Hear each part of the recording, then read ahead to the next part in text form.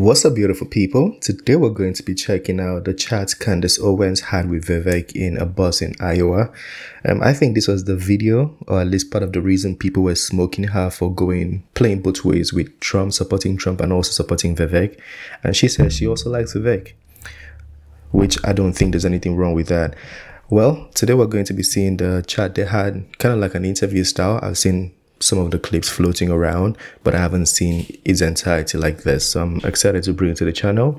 So let's get to it. But national security state career for you. Exactly. But I did ask him, I said, you gotta get rid of one. Lord of the Rings, Godfather. He instantly shakes his head. That was the correct thing, right? Godfather or Harry Potter. Or Star Wars. Or Star Wars. Or Star Wars. And he said he would get rid of Lord of the Rings. I would get rid of that too. But we're gonna let him redeem himself. Yeah. And I'm gonna ask one question. It's for love of Godfather, and for you can't. It's for love, not hate. That's what I would say. But we're gonna let him redeem himself. I'm gonna ask another question: Marvel or DC Universe? Oh, okay. Actually, pretty Marvel. Okay, Britney or Christina? I'm not like I'm none of the above. I'd go with Britney just because she came back. You know. Okay. And lastly, Nikki Haley or Hilary Clinton? Oh my God. Trick question. It's the same person. Exactly. Actually, that's actually pretty good. Shots fired. One's an avatar for this. It's a little close to home right now because this danger to our country is presenting itself in the same way. So I would go with none of the above. Right. There we go. But we just had a great time out in Iowa. Good people. Yeah, very good people. Yeah. And so what's the experience been like for you, jumping into a presidential campaign, coming in it kind of as an entrepreneur, which I think kind of gives you better eyes in a way? Yeah. I mean, for better or worse, I am heavily involved in the running of the campaign as well. We've got a great team, but it's not because they're not doing their job. It's just how I'm wired. I can't just be the product on the assembly line.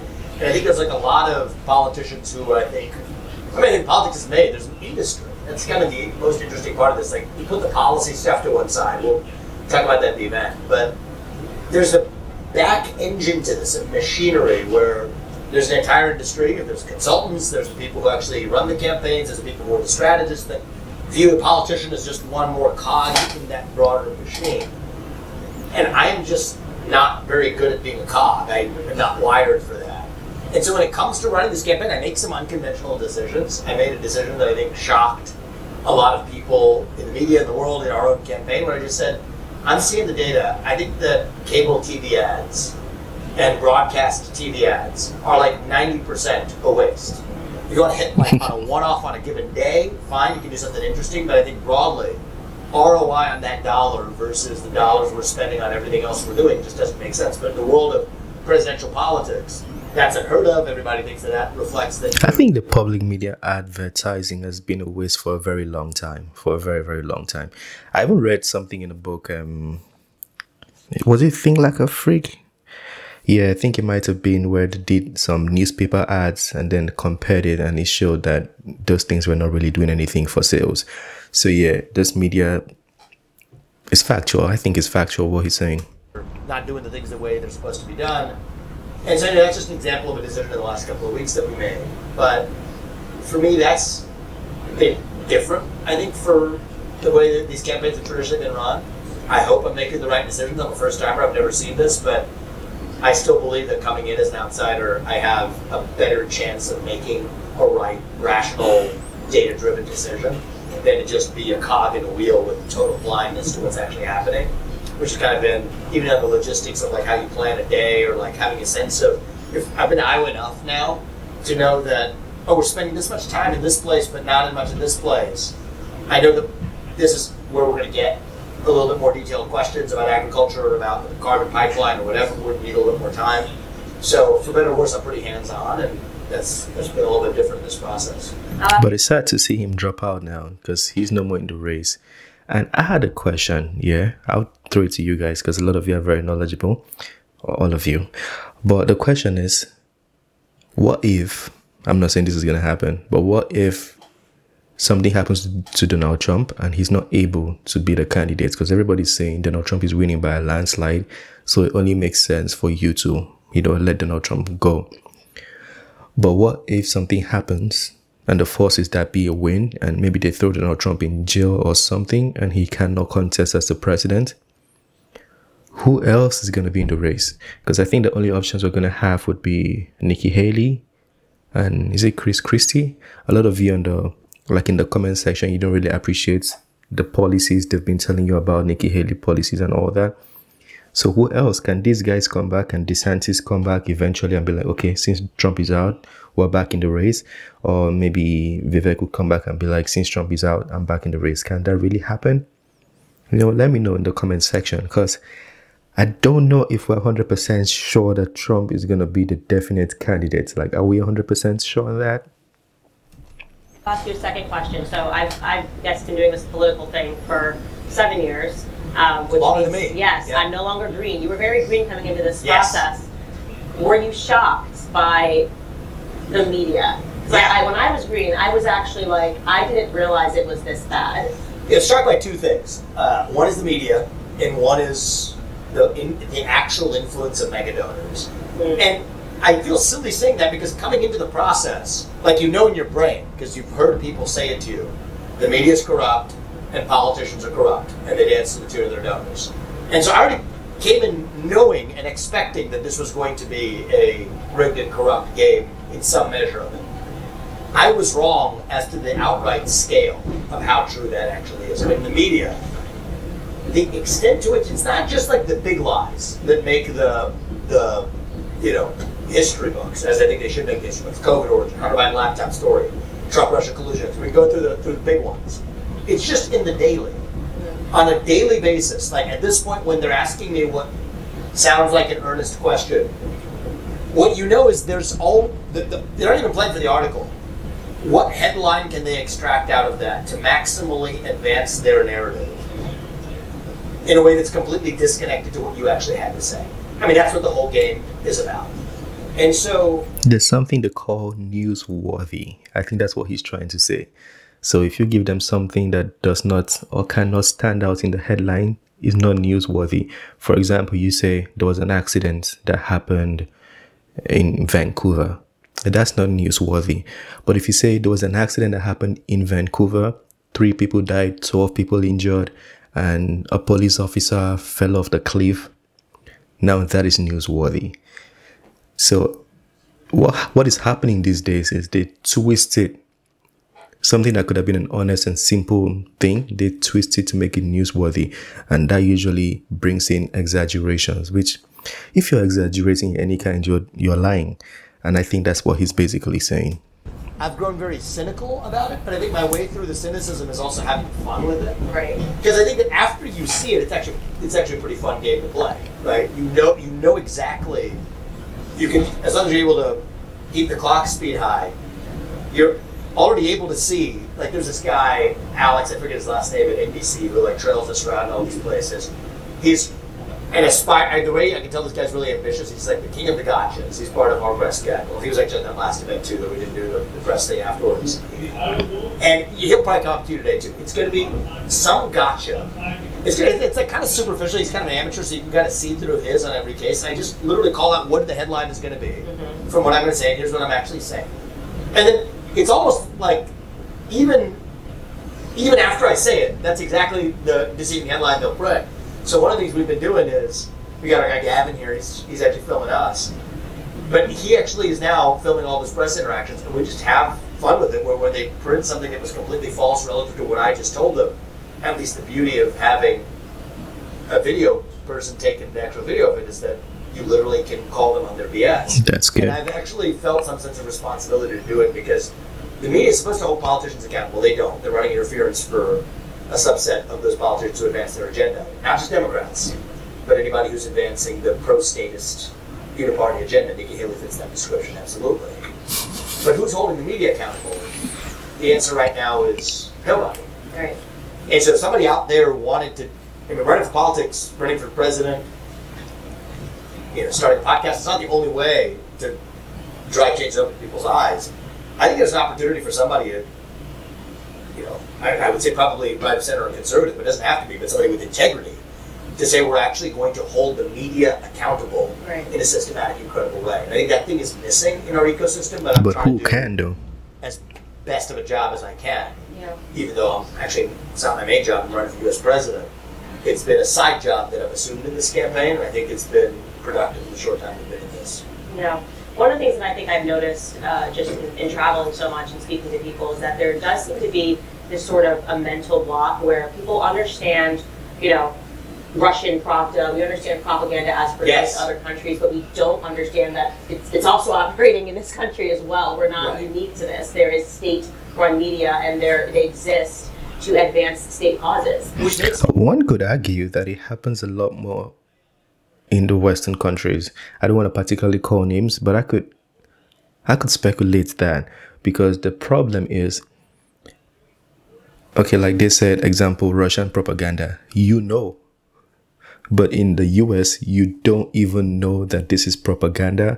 So your brain is not wired to figure it out. So the systematic propaganda is the problem. And I think that is even worse, because you can't even tell you're going about living your life, digesting information, and whatever you get, you just absorb. And your lifestyle is dependent on a whole system that is probably falsified. So I think it is somewhat true to say that it's a lot more in the Western countries. Somewhat true. I wonder with the way you phrase that, Candace. I wonder if the people in those countries, I wonder the way they see it. They see it as the U.S. has a propaganda machine. Like if you're like in Russia right now or whatever, the U.S. has a propaganda machine, but I'm getting the truth. That is how it exists. And I suppose if they view it that way, that might be eye-opening for us to be wondering whether we're actually falling into that same trap and trick. Right. So it's kind of interesting. Yeah.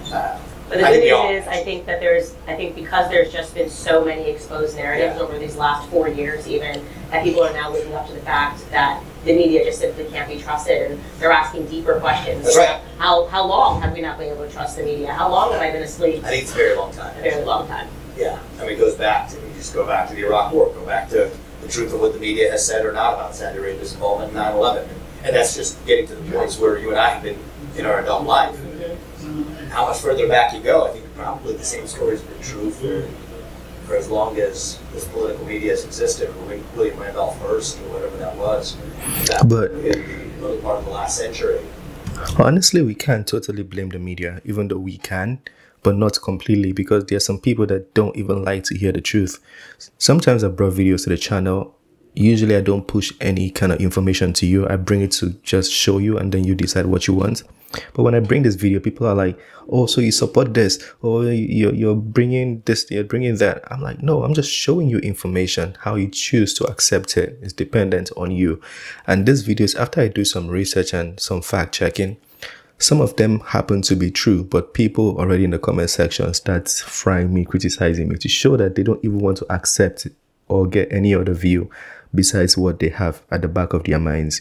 So sometimes we can't even blame the media, because people don't want the truth. So the media will give them what they want, which is the falsified information. And so, yeah, in the same way that, like, we think we're so different from people in, like, Russia who are being duped by their state media, well, I think that we're being duped by our quasi-state media here. Same thing, we think that it's unique to right now. It actually probably isn't. It's probably been around the same way for a century, too.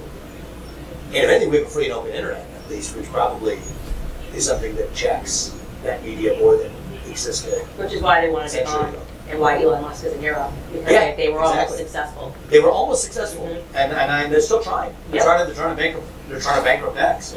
That's part of why you see the vitriol and the backlash as it goes to the heart of it. Now you're talking about their actual very business model itself at stake.